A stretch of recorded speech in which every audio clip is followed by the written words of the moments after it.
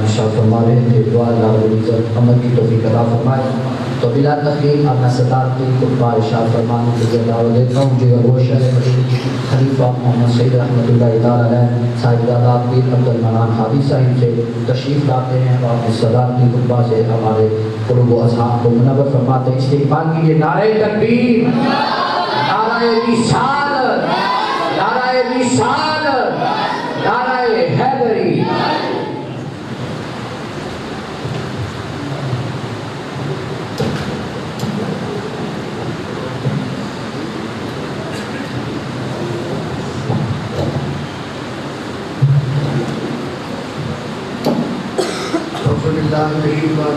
بسم اللہ الرحمن الرحیم. الحمدللہ نحمدہ ونصلی علی رسولہ الکریم وعلی من تابعہ بإحسان الی ھذا اليوم وعلی یوم القیامہ کلہم اجمعین. جناب صاحبزادہ شفیق اللہ صاحب، جناب عاقل صاحب اور معزز قابل احترام یارانی سلسلہ اور نوجوانوں، بچوں، السلام علیکم ورحمۃ اللہ وبرکاتہ. میں نے کبھی تقریر بیٹھ کے نہیں، ہمیشہ کھڑے ہو کے کرتا ہوں، مگر آج تھوڑا پرابلم ہے اس لیے بیٹھ. وضاحت اس لیے ضروری ہے کہ میں یہ سمجھتا ہوں کہ آپ بیٹھے ہوئے ہیں تو مجھے کھڑے ہو کے بات کرنا چاہیے. فرق نہیں ہونا چاہیے آپ میں اور مجھ میں، مقرر میں اور تقریر سننے والوں میں کوئی فرق نہیں ہونا چاہیے. آپ یارانی سلسلہ بھی ہیں، وہ میں نے پہلے بھی ایک دو تقاریر میں کہا ہے، وہ روحانی اولاد کی حیثیت رکھتے ہیں اور ان کا درجہ اب جو جسمانی اولاد ہے اس سے بھی بڑھ کر ہوتے ہیں. آج جب میں گھر سے چلا اس تقریب میں آنے کے لیے تو سیالکوٹ کے ایک مخلص یار تشریف لے آئے اور مجھ سے کہنے لگے کہ حضرت صاحب یہ تو بتائیے کہ یہ جتنے بھی ارضی و سماوی آفات ہیں یہ اس کے مسلمان کیوں شکار ہوتے ہیں، جبکہ یہ حضور صلی اللہ علیہ وسلم کی محبوب امت ہے. تو یہ بتائیے کہ سیلاب آتا ہے تو سینکڑوں لوگ لقمہ اجل بن جاتے ہیں، کبھی ضرورت سے زیادہ بارشیں ہوتی ہیں تو لوگوں کے گھر تہس نہس ہو جاتے ہیں، کبھی ضرورت سے کم بارشیں ہوتی ہیں تو قحط سالی کا شکار ہو جاتے ہیں، اور کبھی زلزلہ آتا ہے تو شہر دریا میٹ ہو جاتے ہیں. اس کی وجہ میں نے کہا آج میں اپنی تقریر کا آغاز اسی بات سے کروں. حضرات،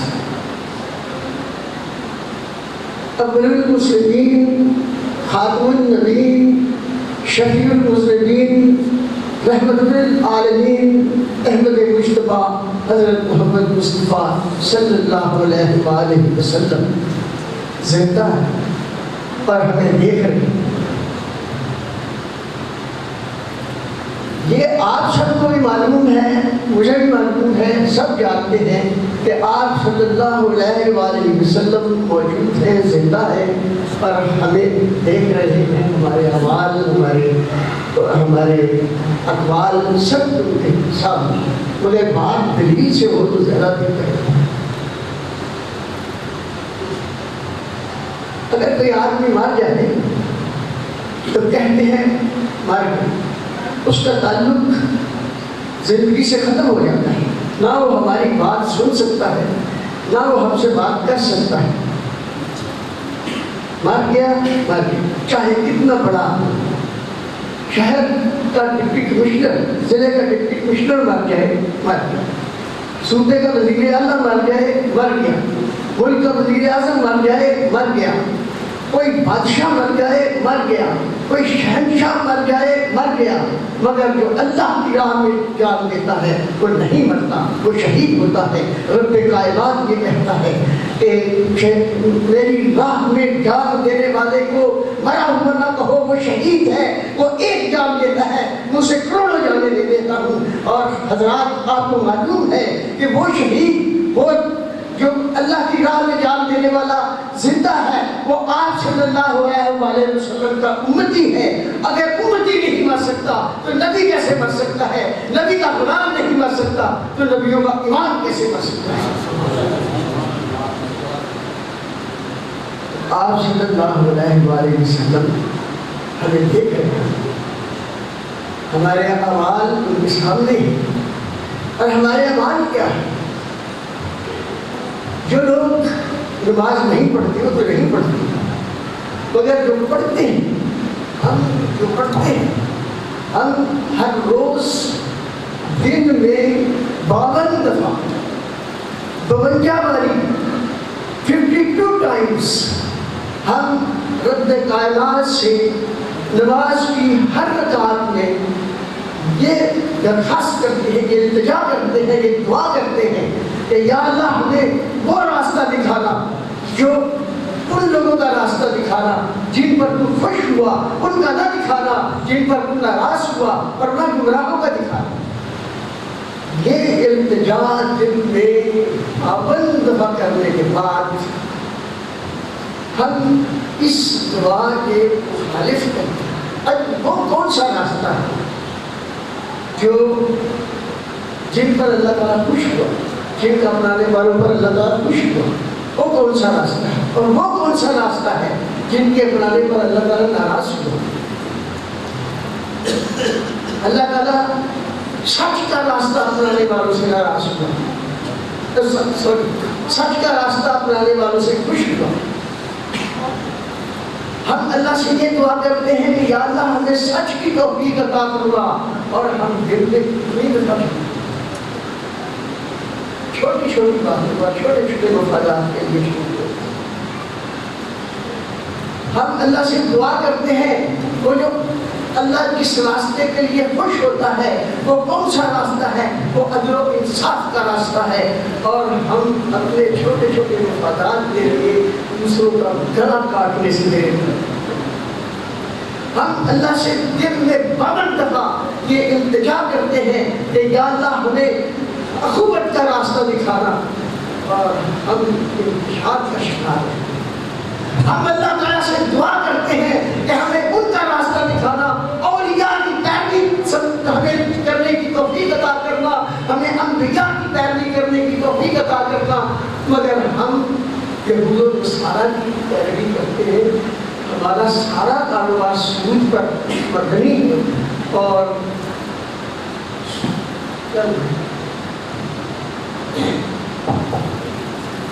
اچھا ہمارا سارا کاروبار سود پر ہے۔ یہ یہود و نصارہ کی پیروی، یہ حضور صلی اللہ علیہ وسلم کی پیروی نہیں، یہ اولیاء کی پیروی نہیں، یہ نیکی کا راستہ نہیں۔ اس لیے جب ہمیں یہ کچھ کرتے ہوئے احمد مصطفیٰ حضرت محمد مصطفیٰ صلی اللہ علیہ وسلم دیکھتے ہیں تو وہ خوش تو نہیں ہوتے ہوں گے۔ جب وہ خوش نہیں ہوں گے تو رب کائنات اپنے محبوب کو ناراض دیکھ کر کیسے خوش ہو سکتا ہے؟ یہ سیلاب آتے ہیں تو یہ سرزنش ہے ہمارے لیے، یہ طوفان آتا ہے تو یہ ہمارے لیے سرزنش ہے، یہ اگر زلزلہ آتا ہے تو یہ ہمارے لیے سرزنش ہے۔ یہ سرزنش ہے جو ہمارے اعمال کی وجہ سے رب کائنات کی طرف سے ہمیں ہے، یہ سرزنش۔ یہ بات تو وضاحت ہو گئی کہ یہ سیلاب کیوں آتے ہیں، یہ طوفان کیوں آتے ہیں، یہ بارشیں زیادہ کیوں ہوتی ہیں، یہ بارشیں کم کیوں ہوتی ہیں، یہ قحط سالی کا شکار ہم کیوں ہوتے ہیں، یہ زلزلہ آتا ہے تو شہروں کے شہر مٹ کیوں ہو جاتے ہیں۔ یہ وضاحت تو ہو گئی۔ یہ سرزنش اگر ہمارے اعمال درست ہو جائے تو سرزنش بھی نہیں ہوگی، اور سرزنشیں بھی ہوگی تو ہم تو اللہ تعالیٰ کی پسندیدہ قوم ہے اگر ہمارے اعمال درست ہوں تو۔ اس بات کی وضاحت کے بعد میں سمجھتا ہوں کہ یہ جو حوالہ ہے یہ سورہ فاتحہ کا حوالہ ہے۔ سورہ فاتحہ کے حوالے سے ایک بات کی وضاحت بہت ضروری ہے۔ آپ سب کو معلوم ہے کہ سارا کلام اللہ، قرآن سارا اللہ تعالیٰ کا کلام ہے، وہ خود اس کا اپنا کلام ہے، مگر وہ فرماتا ہے ساری تعریفیں الحمدللہ رب العالمین، ساری تعریفیں اس رب کے لیے ہیں جو سارے عالموں کا رب ہے، الرحمن الرحیم جو بڑا رحمان اور رحیم ہے۔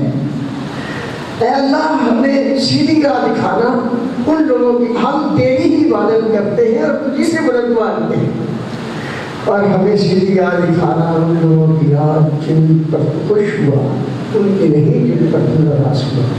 تو یہ رب کائنات کس سے کہہ رہا ہے؟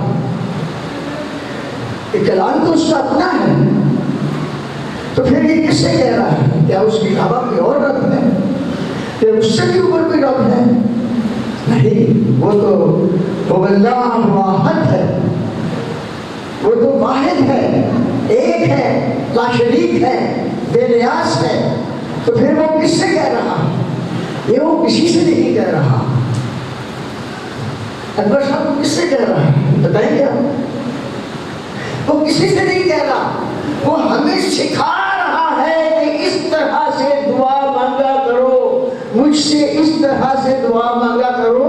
اور اس دعا کو اس نے ہماری پانچوں نمازوں کی ساری رکعتوں کے قیام میں لازمی قرار دے دیا، تاکہ ہم دن میں جب 52 دفعہ 52 ٹائمز 52 بار اس لیے دعا مانگا گے تو پھر سانو بھولنا نہیں چاہیے کہ اسی رات کو دن 52 بار کی بن گیا سی، اور پھر اسی وہ خلاف چلیے تو ٹھیک نہیں۔ یہ بڑا ضروری سی کہنا کہ ایک رب کا کلام ہے کہ یہ وہ سانو سکھان واسطے کو لے کے سکھان واسطے اور قرآن اور نماز کا لازمی جز قرار دے دیتا ہے کہ سکھان واسطے ایسی دعا ہو گیا تھا۔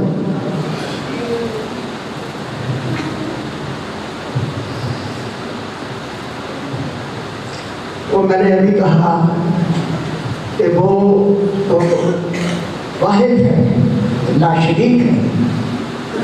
قل هو اللہ احد، الہ عام کر دو، کہہ دو سے مراد ہے الہ عام کر دو، ایک کہہ دو، ہر بندے کو کہہ دو، پوری کائنات کو کہہ دو کہ رب ایک ہے، واحد ہے، لا شریک ہے، لا زوال ہے، نہ اس نے کسی کو جنا، نہ اسے کسی نے جنا، نہ وہ کسی کا باپ ہے، نہ وہ کسی کا بیٹا ہے، اور کوئی اس جیسا نہیں۔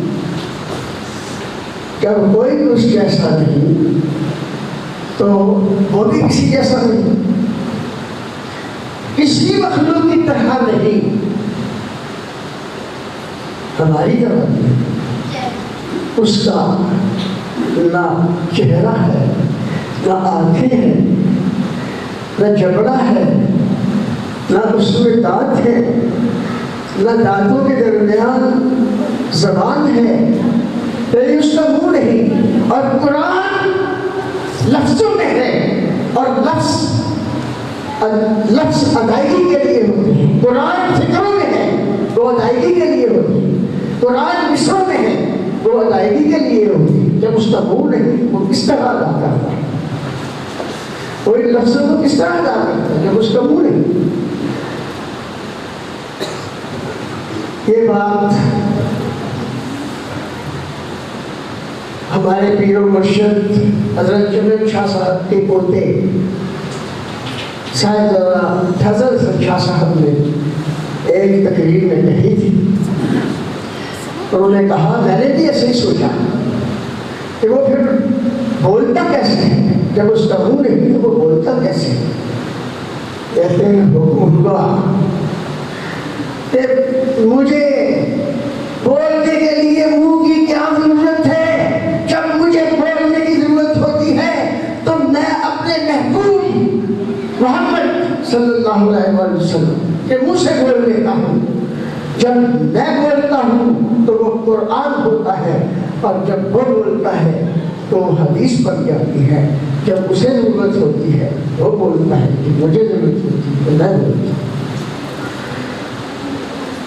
اب ذرا 1400 سال پیچھے مڑ کے تصور میں لائیے. گلوں کے گرد مکہ ہے، صحرا ہے، صحرا میں مکہ ہے. گلوں کے گرد گلبدیں ہیں، چاند کے گرد ستارے ہیں، شمع کے گرد پروانے ہیں، سورج کے گرد ہالہ ہے، اور حضور صلی اللہ علیہ وسلم کے گرد صحابہ.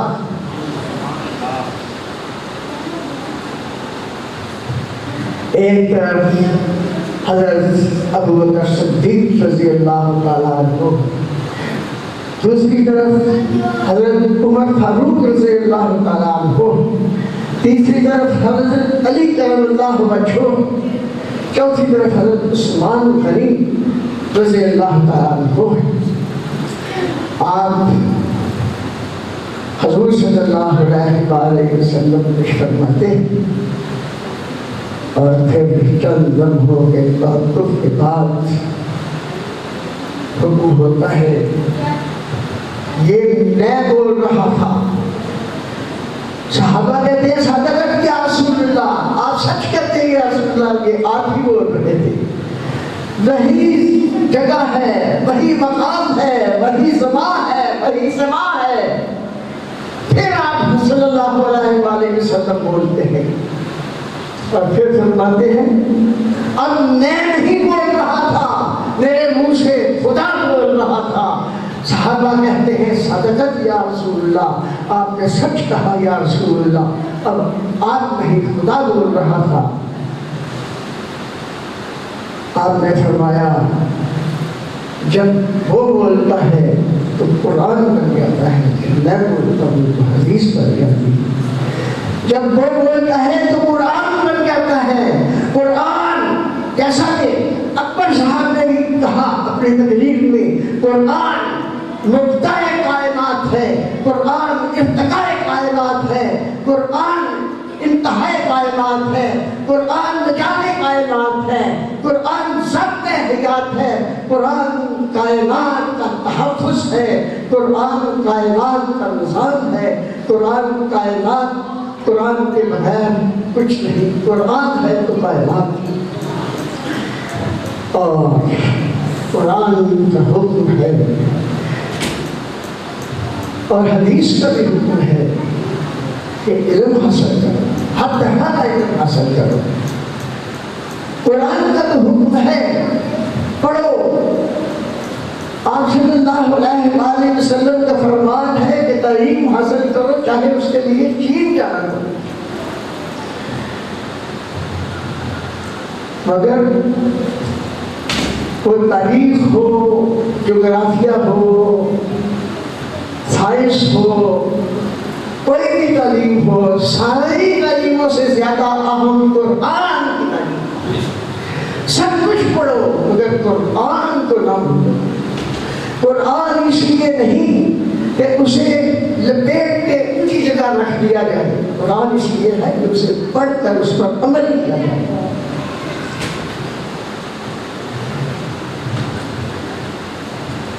وقت کم ہے، تھوڑی سی اور بات کرتے ہیں کیونکہ مغرب کی نماز بھی ہونے والی ہے اور ختم پڑ رہا ہے. میں کہنا یہ چاہتا تھا کہ جب حضور سے ہر چیز کی ایک شناخت ہوتی ہے، پھولوں کی شناخت ان کی خوشبو، فرش کی شناخت اس کی وسعت ہے، عرش کی شناخت اس کی عفت ہے، مقرر کی شناخت اس کی تحریر ہے، محرر کی شناخت اس کی تحریر ہے، مصور کی شناخت اس کی تصویر ہے، چاند کی شناخت اس کا جمال ہے، سورج کی شناخت اس کا جلال ہے، اور رب کائنات کی شناخت حضور صلی اللہ علیہ وسلم۔ اگر مقرر تحریر نہ کہے تو اسے مقرر کون کہے گا؟ اگر مصور تصویر نہ بنائے تو اسے مصور کون کہے گا؟ اگر چاند میں جمال نہ ہو تو اسے چاند کون کہے گا؟ سورج میں جلال نہ ہو تو اسے سورج کون کہے گا؟ اور اگر رب کائنات میں حضور صلی اللہ علیہ وسلم کو نہ پیدا کیا ہوتا، وہ خدا کو اپنی جگہ ہوتا، مگر پھر بھی اسے خدا کو نہ مانتا۔ ہمیں چھوٹے کو آپ صلی اللہ علیہ وسلم نے خدا کا تعریف بتایا، خدا کیا چیز ہے، خدا کے بارے میں ساری وضاحتیں کی، اور ہم خدا کی طرف سے ہر چیز پر اس لیے ایمان رکھتے ہیں کہ آج صلی اللہ علیہ وسلم نے بتایا، اس لیے میں نے کہا کہ اگر آپ نہ ہوتے تو رب کائنات خدا نہ ہوتا، مگر اسے بھی خدا کو ہی نہ مانتا۔ میرا خیال ہے کہ صاحب پریشان ہو رہے ہیں اور مجھے بھی اس کا احساس کرنا چاہیے۔ میں اجازت دیتا ہوں، اگلی دفعہ ہوگا تو زیادہ ضروری بات ہے۔ اللہ حافظ۔